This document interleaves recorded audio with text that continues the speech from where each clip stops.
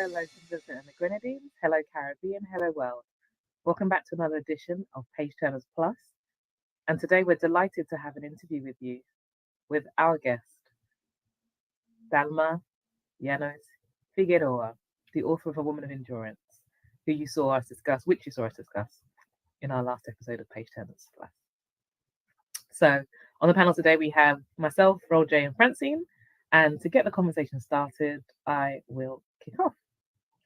So one of the points that we all agreed on that actually felt quite uncomfortable actually in the novel was what was considered to be sort of a fairy tale ending. But when I thought about it a lot more, it crossed my mind that maybe we were missing something.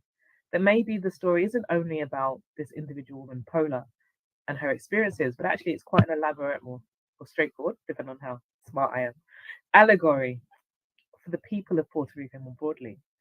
And the two plantations that we see her flashback towards in the present that she's in, and about life under Spanish and then US imperialism, and that the workshop that she works in, which we thought of as this initially as this kind of field house kind of division, was perhaps actually the difference between the diaspora and the people in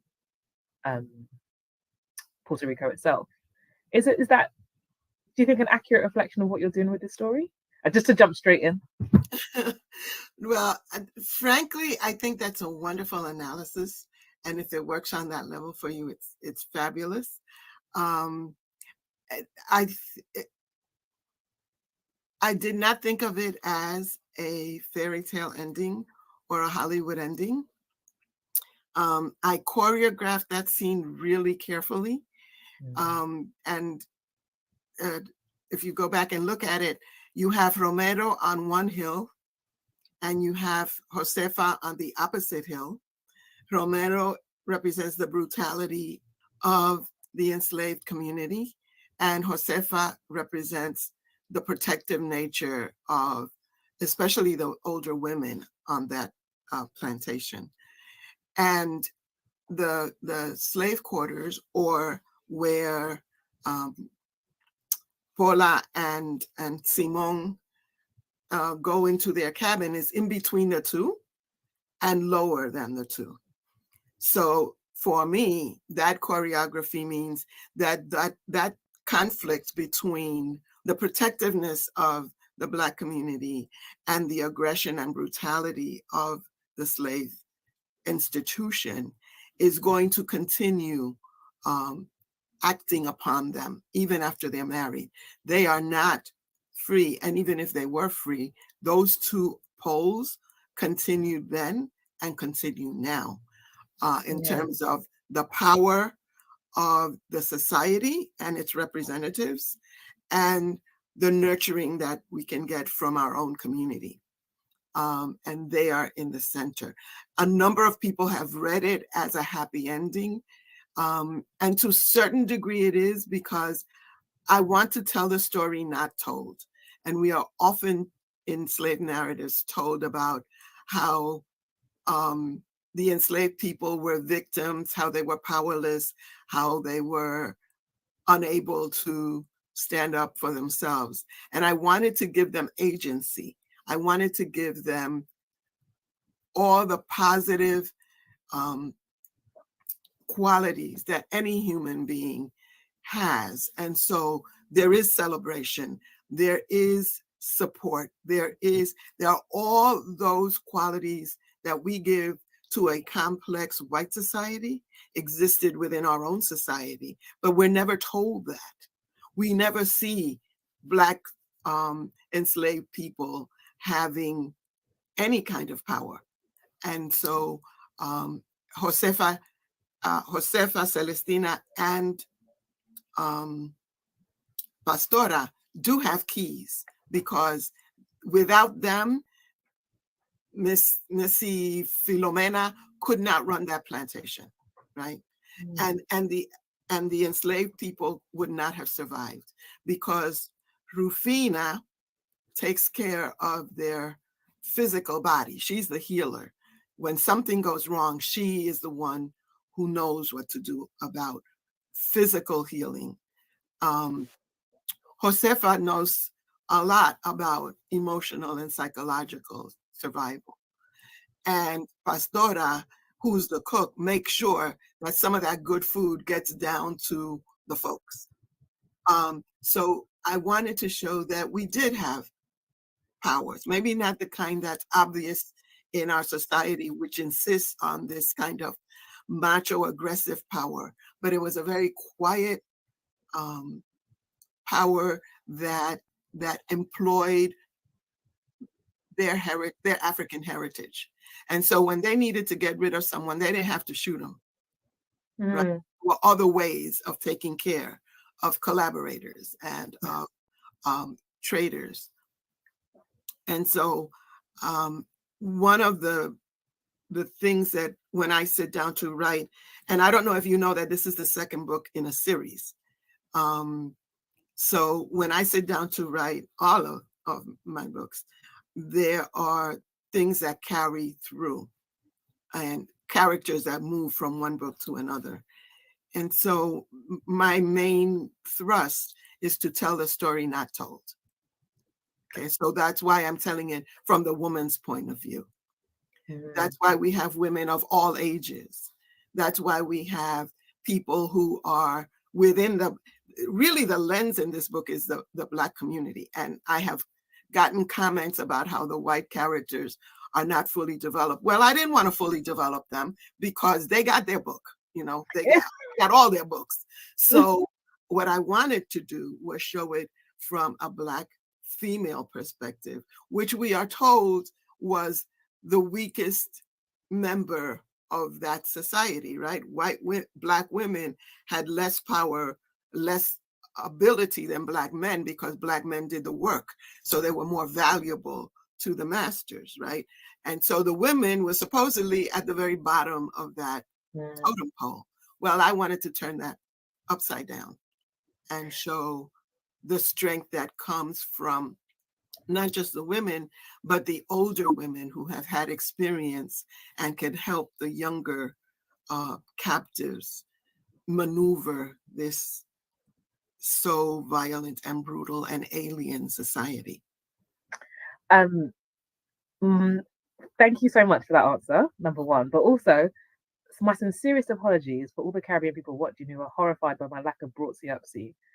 Welcome, Dahlma, to the crew. Welcome to Page Turners Plus. We're delighted to have you, and I'm so sorry I didn't give you a proper Page Turners Plus welcome. Thank you for being with us today. Thank you. Roll J, did you want to ask a question? I mean, I thought the welcome was the baptism of fire with that question.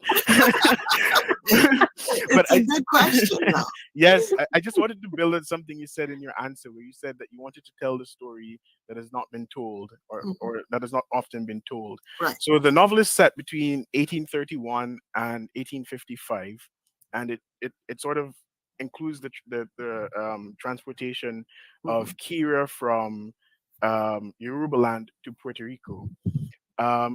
Is there a reason of significance why you chose this particular period, or did you at any point consider maybe the post-emancipation period in creating the novel?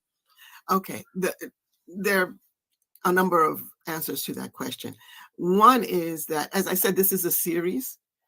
So the first novel, of course, it goes before this one, so it ends in the 1830s. And what happened in that novel, which is that I go through 5 generations of an Afro-Puerto Rican family, from capture to colonial Puerto Rico to immigration to New York City. People kept saying, wait a minute, there's something missing here. What happened to this one? What happened to that one? Originally, that novel was 528 pages long, and my publisher said, you have 300 pages, so you have to cut out half of it. So naturally, there were parts that had to go. But so that's one reason. It follows the previous novel. Another reason is after the Haitian Revolution, the kings and queens of Europe were terrified that all these Black people in all these other colonies are going to start revolting and have that kind of situation. So many of those countries passed laws banning slave traders from bringing Africans from Africa to the Americas, especially from areas where they considered the men problematic, in that they were not going to accept being harnessed into slavery. And so what they said was, you can't bring them from Africa anymore. So you can buy slaves from one colony to another, which happened. The other solution that they came up with was to establish breeding farms where they would manufacture, so to speak, their own slaves and sell them or keep them or train them or do whatever they wanted with them. And I mean, we've all read about breeding programs in the Americas, whether it's Virginia or Aruba or wherever, but it's always a footnote. It's never, I only found one book on breeding. And I wanted to take that footnote and make it flesh and blood. I wanted to take that woman and force people to look at, what does that mean when somebody buys you and makes you a breeder? I wanted the book to have universality, in that any woman anywhere in the world should understand what it feels like to have your child taken away from you as soon as it's born and sold, and you never see it again. That is a human quality that is denied in many history books, because they never go into, we never got a chance as Black women to talk about, how did it feel? How did we feel? What did we want? We were never given a voice. So I wanted to give Paula a voice. And I wanted to have people look at that, experience it with all their senses. What did that smell like? What did it feel like? What did it sound like waiting for this man who you knew was coming to the cabin to grab somebody, and it may be you, right? So that was my intent. Because I think, as much as absolutely men, our men suffered unspeakable things during slavery, so did our women, and in different ways. And that has not been fully explored. And I wanted to do that. Thank you very much for that. Yeah. Does Really- that answer? No, that was a really Yeah. powerful answer. Yes. Yes, and it also answered. We were gonna actually follow up with why you wanted to tell the story of breeding. So that was, yeah, that was great. I'm gonna jump in and kind of take a step back a bit. One of the first things that we learned about Paula when she was still in Yoruba land, and at that time she was actually called Kira, Mhm. is that she had the gift of second sight. And so we just like to, get a bit more, a better feeling of the significance of her having this gift. Okay, as I said, this is one of a number of books. In each book, there is at least one character who has a gift from the gods. My foundation is that one of the reasons that we as a people were able to survive slavery is because you can enslave our bodies, but you can't enslave our souls. And so the whole Yoruba religious tradition runs through the entire series. In fact, each book has a different Orisha as a character. So the first book, it was Oshun. This book, it's Yemaya. They get these gifts from the Orisha. There's a section where Paula's mother is advising her to be careful of the gift, that you have to control it, that people, even your own people, may not understand it and may not welcome it. So Paula's gift is the gift of touch.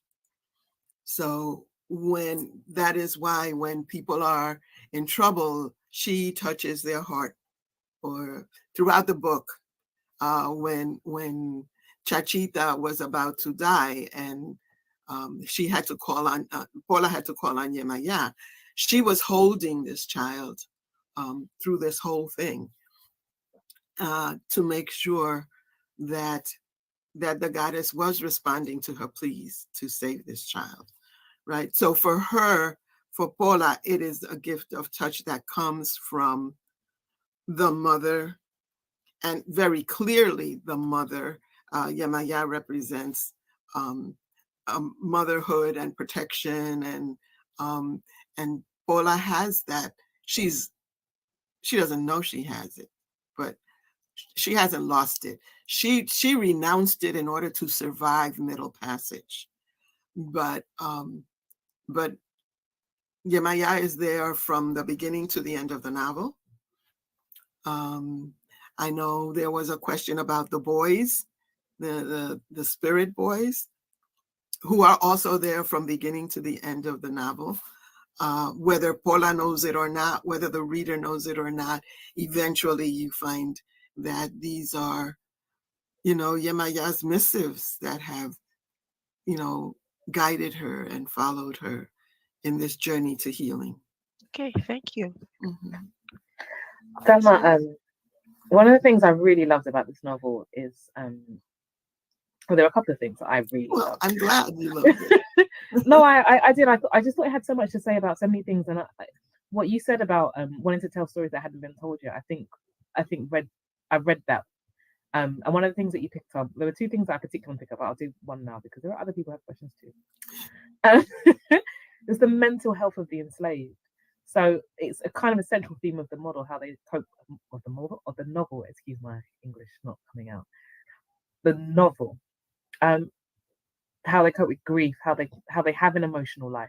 They're not these physical vessels that we're always kind of taught to think of them as. I think you really give them an emotional interiority that's rich, and the length of time that it takes to heal from something like being a breeder is really well drawn, I think. So thank you for that, really, for taking that kind of seriously. And I guess we've often heard people talk about intergenerational trauma. Do you think that the damage done to our bodies was not equal to that done to the spirits of our ancestors? I think that's what I'm trying to say in a very roundabout way. Is that why you spend so much time on this question of mental health? I think that as a whole, especially Western society, thinks of health as the body. And I think that we need to look beyond the body, because even if our bodies survive, our souls can be so damaged. And that comes out in all kinds of ways in contemporary society, right? But I also wanted to look at what kind of damage creates that kind of emotional and psychological jolt. So for one character, it was taking away her babies drove her crazy. And serial rape made her lose her mind, because that was a repeated assault on her. She was very young. She was one of the younger women in the birthing cabin who chose to just not be there because she didn't want to live that kind of life. Paula, who is older and stronger, survived it, but not without considerable damage. She did not trust. They tried to make an animal. They treated her like an animal, and they almost succeeded, right? When she got to the second plantation, she behaved like an animal. She defended herself by biting, by striking out.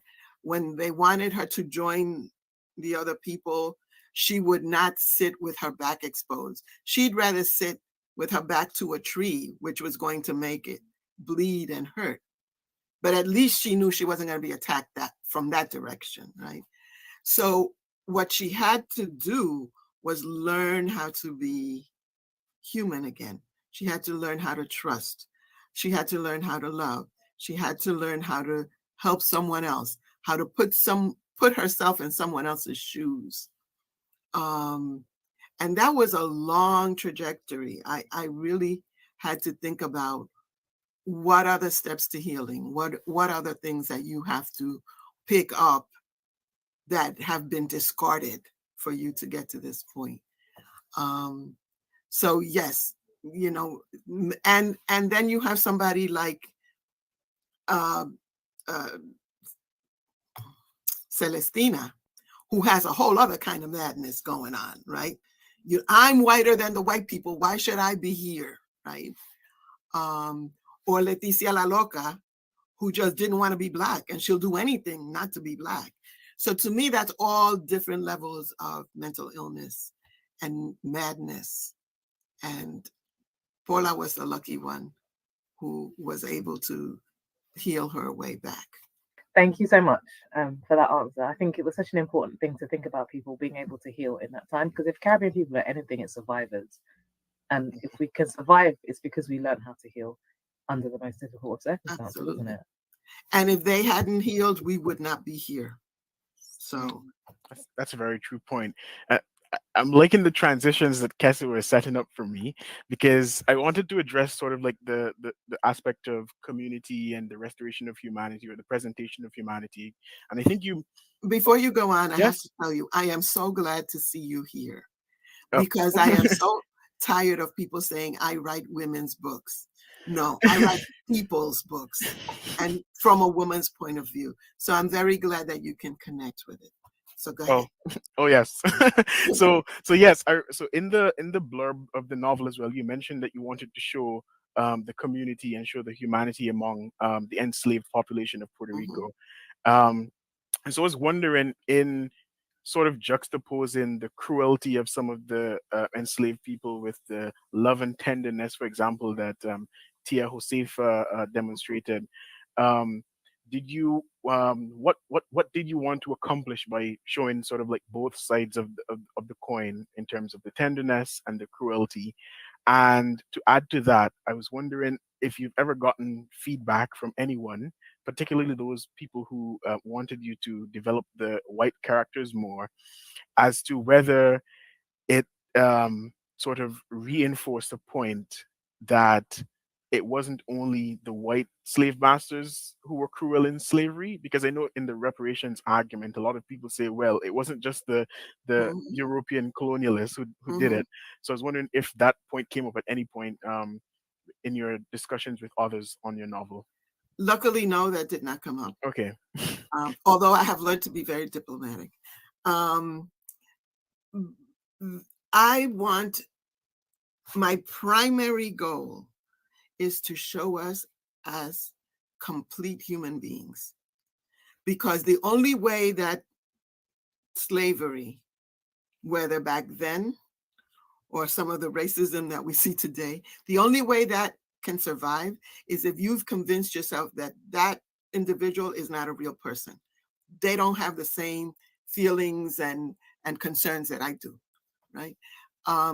So I wanted to show us, the Black community, in all its nuances and all its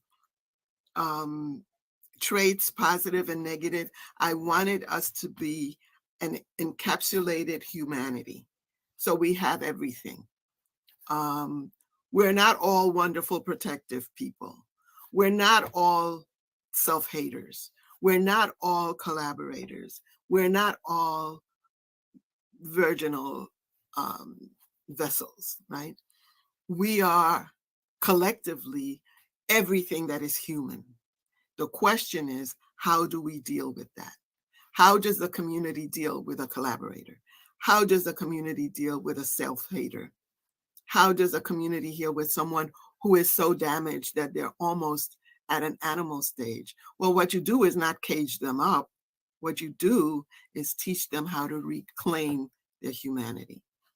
And so on many levels, I just wanted that Black community to be as nuanced, as diverse, as interesting, as intellectually capable as the white community usually is in novels, right? So we have all of that. Simon is a scholar. It's not his fault that the stupid people who enslaved him don't realize his potential. You know, he does the best he can. And what's interesting is at that scene where Don Tomas calls him into the library to talk to him and realizes, wait a minute, this is not just a plain ordinary slave. What's up with him? I was so tempted to have him speak to Don Tomas in French. But I decided, okay, that's over the top. Let's not go there. But yeah, he's a multilingual man. And I think that I wanted to explode this notion that the Europeans went there, grabbed a whole bunch of savages who didn't have anything to offer the world and made them slaves. No. We were workers, we were artisans, we were scholars, we were priests, we were all of those things as well. Okay, I'm gonna follow on because I think you touched a little bit on the question I'm gonna ask when you said that you wanted to show all the different, different personalities, the different Mhm. nuances. One of the things that we picked up on is that there were very many different types of sexual relationships in the book, both heterosexual and homosexual, and we're Mhm. just like you to talk a Mhm. little bit about why you explored so many different types of sexuality. Actually, I wasn't focused on the sexuality as much as the types of relationships. And part of that is sex, right? But for example, Romero and Celestina are the two most warped, damaging, and damaged characters in the novel. So I could not imagine them having a loving sexual relationship. Just couldn't.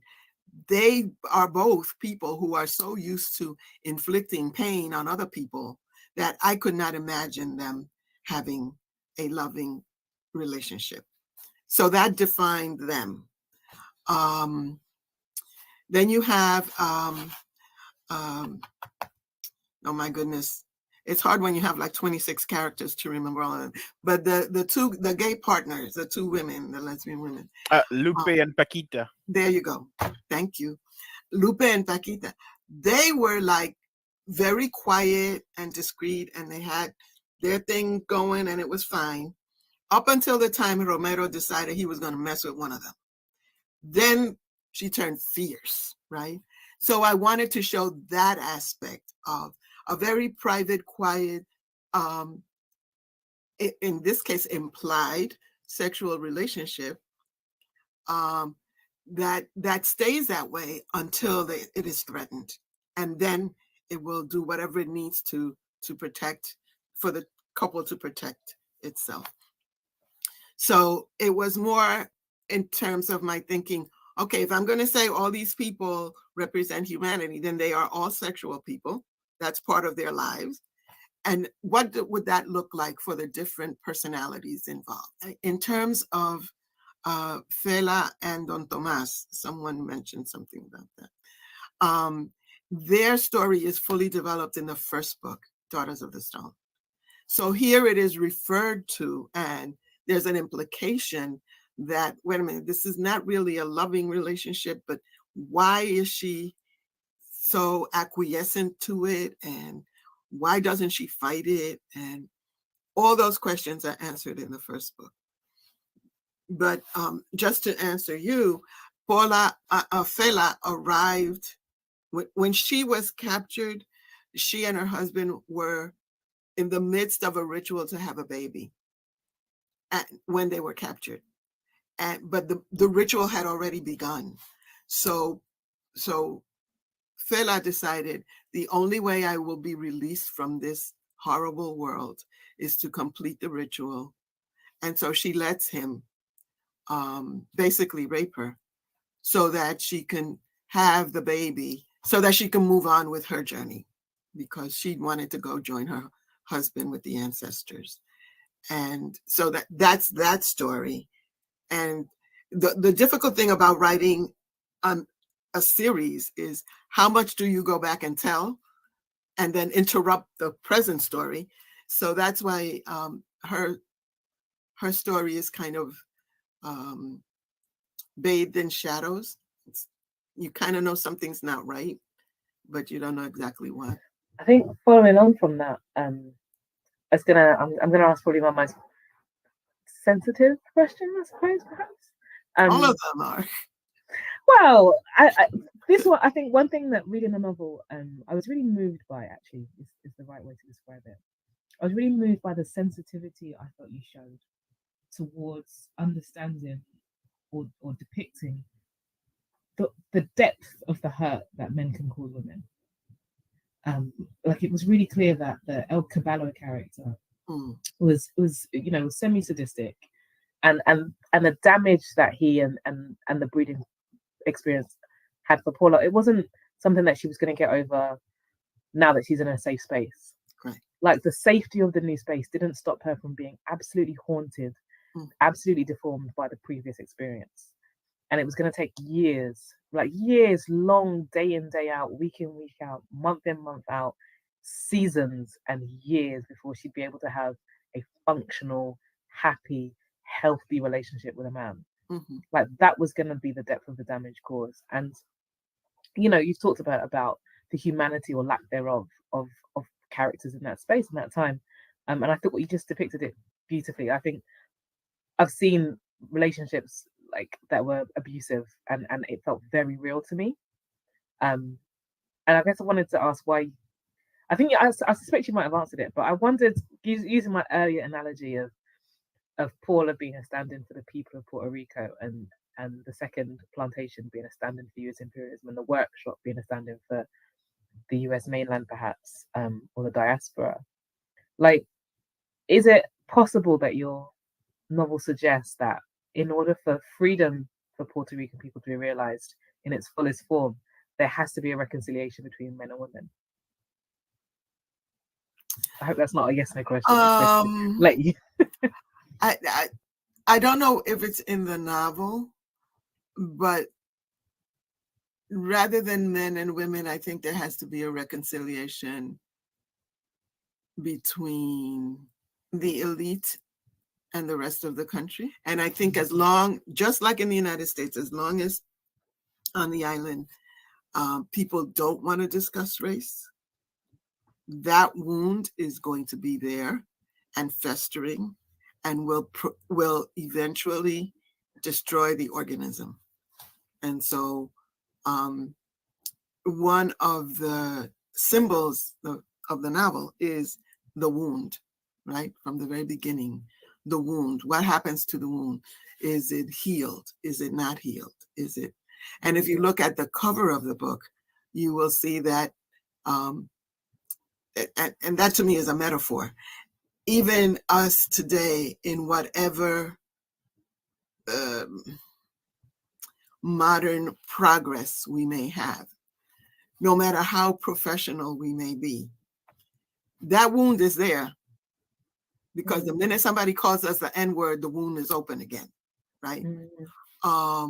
So one of the messages is that until you tend to that wound is going to be there, between separating people racially, and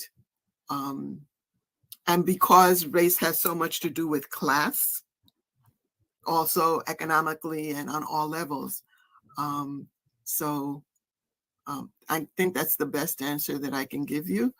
I try not to make too many political statements about Puerto Rico and its colonial relationship to the United States, because I do not live on the island. I feel it's my emotional home in many ways. But regardless of what happens to Puerto Rico in terms of its civic status and its independence versus colonial versus whatever, the statehood, whatever it decides, that will not impact on me directly, because I live in New York, right? But the people of Puerto Rico have to decide which way they're going to go and how they're going to deal with Uncle Sam. So I tend not to open my big mouth, because, that decision is not on my plate. I think I lived in Martinique and Guadeloupe for a long time, and that I really felt that tension of freedom in a time of non-sovereignty. There was that energy in the novel. I think I read it, and sometimes I think sometimes slightly for the rest of the panel because of it. Like that wedding scene for me, like you said, I saw it and it really it made me think a lot about what I'd seen there. We haven't got a lot of time left, but we've got time for shorter questions. Yes. So a shorter question that I have here would be, how have Puerto Ricans responded to the novel, especially in light of what you just said? Well, that's interesting. I just got back from Puerto Rico. I was there for a month.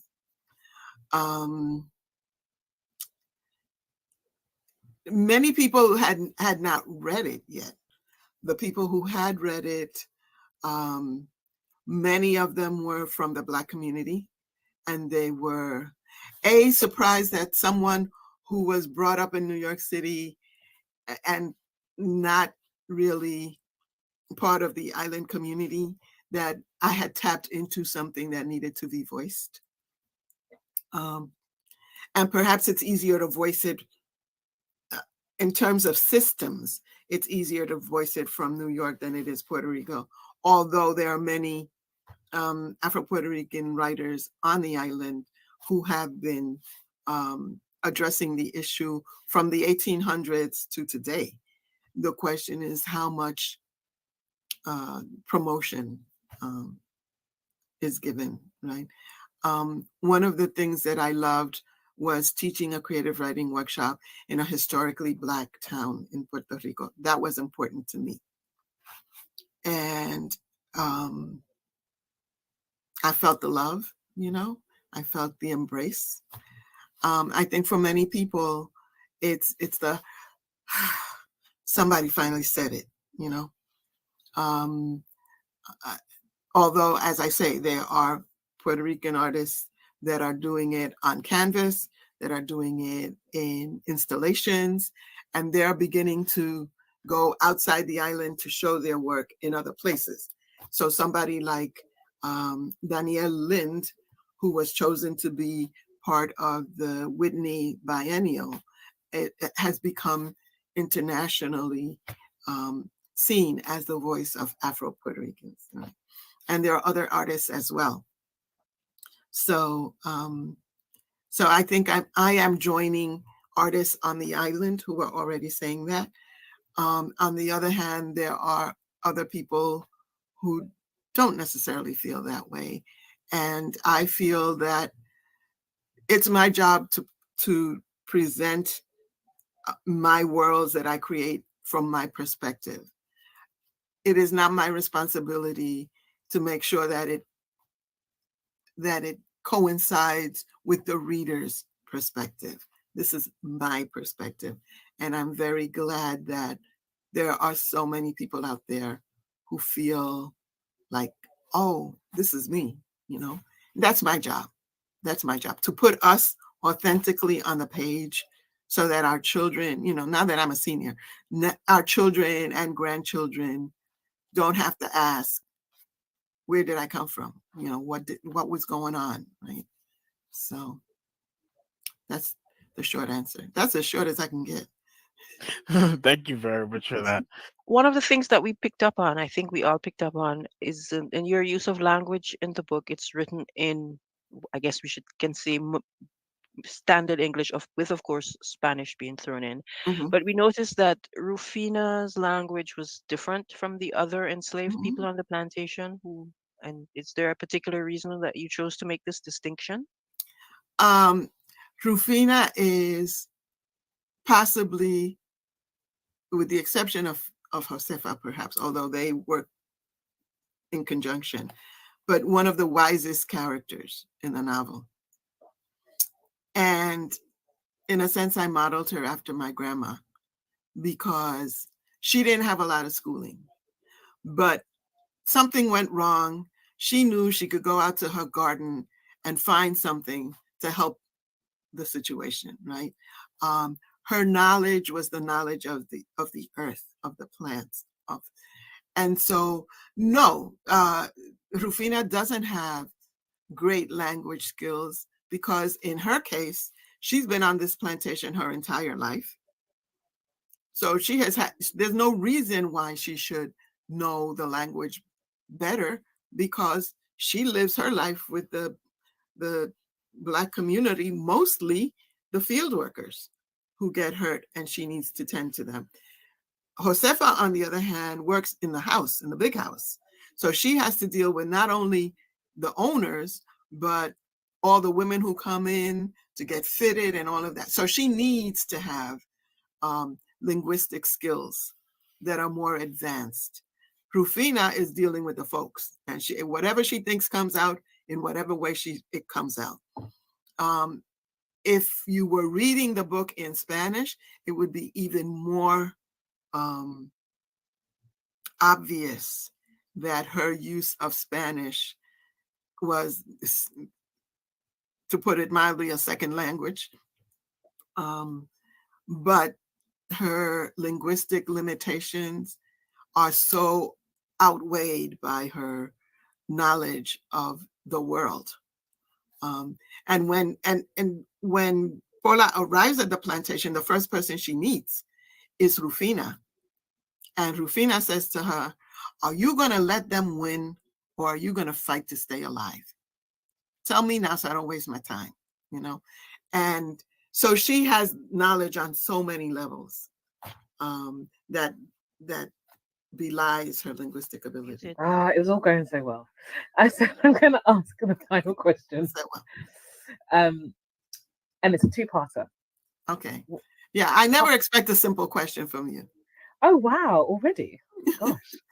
Part one, soursop. What was the meaning of the soursop? The guanabana, I think. Guanabana? Yeah. It pops up a few times. I don't know if it's because I'm sensitive to it, because it's like my favorite fruit. I was like, oh, but keep talking about soursop. And the second question is, what is your next project? What is my next? Writing project. Okay. The soursop, I wanted to find something that was so native to the Caribbean. It is something that's sweet and sour, like our lives. And it's something that's not easily, you know, most people outside the Caribbean know what a mango is, but many people don't know what soursop is. Okay. So it has remained very, in my mind, very native to the Caribbean. So that's why soursop. Also, it has a really tough skin. Inside, it's mushy, but it's really tough. So about my next project, the third book is, the working title is Of Mothers and Daughters, which is a theme throughout the entire series. And in that book, you will see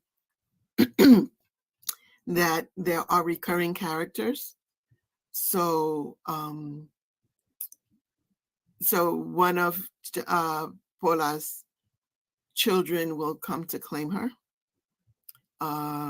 Chachita will return. Celestina will return. Romero kind of will return.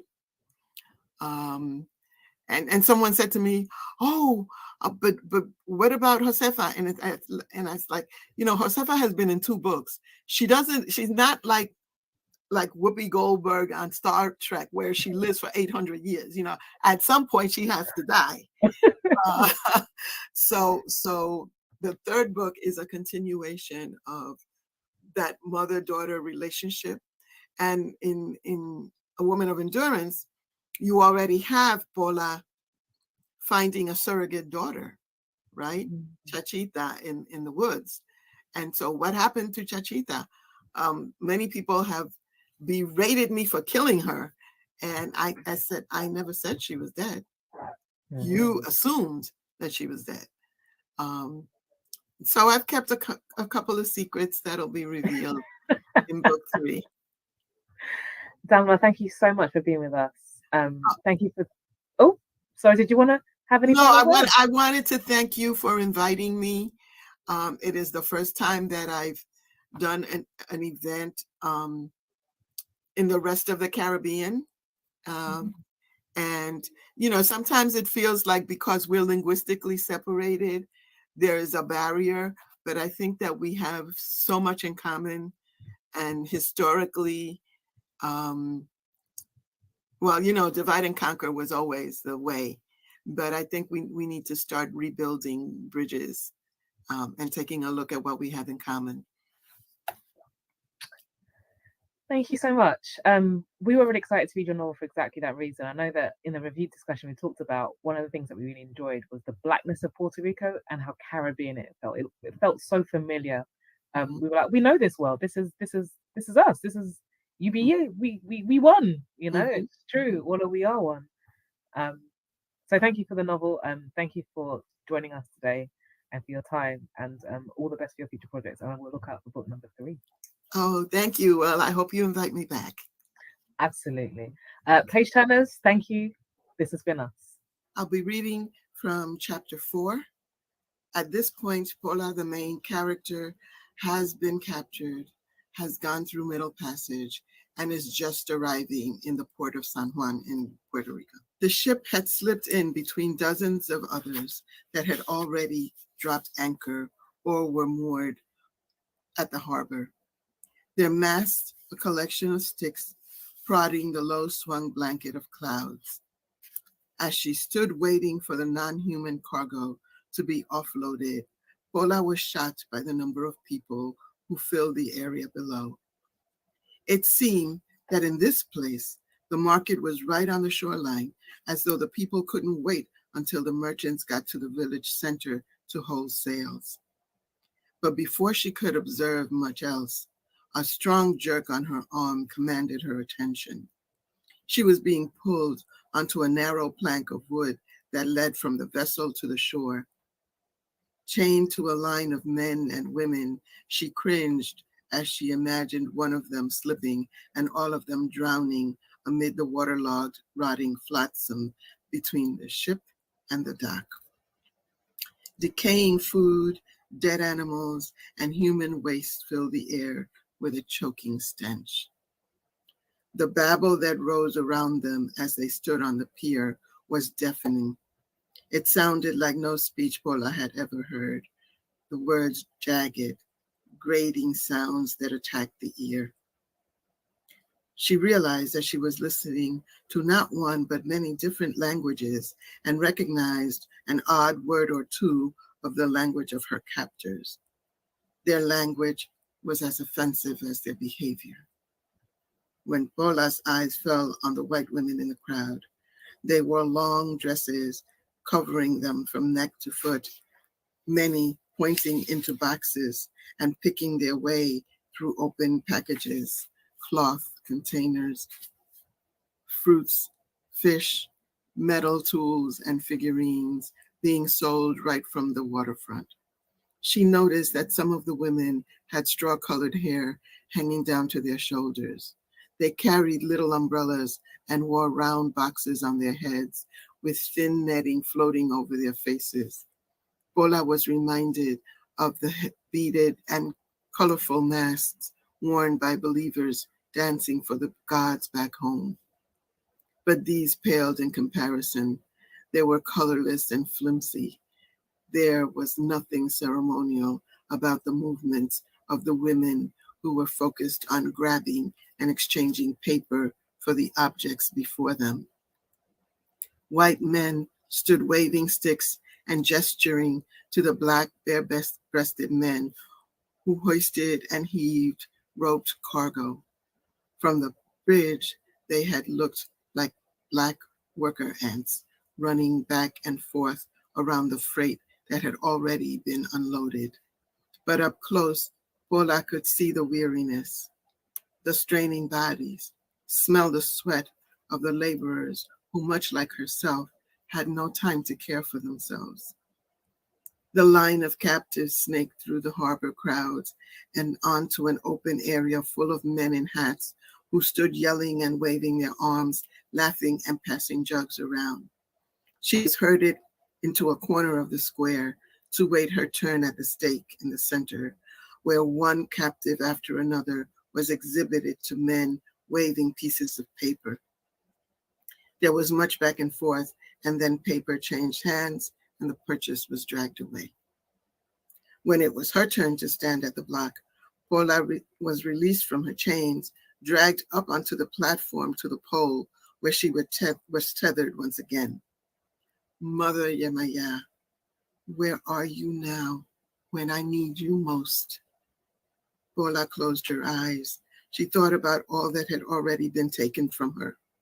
Her lovely fingers, her teeth, her body, her untouched womanhood, her laughter. But they hadn't taken everything. She clung to her faith, her soul, and her secret. The seed she knew was already growing within her. She smelled tobacco, sweat, and rancid breaths as fingers poked. Hands examined her scalp, squeezed her breasts, and slapped her buttocks. Someone pulled back her lip and dug into her mouth. She bit down as hard as she could. The loud male cry was followed by a stinging slap that knocked her down, leaving her hanging from the ropes that bound her to the stake. She was dragged up again, and then hands rubbed at her belly and below, digging and jabbing at her bruised insides. Men laughed and argued. The hands went away, and then they were done.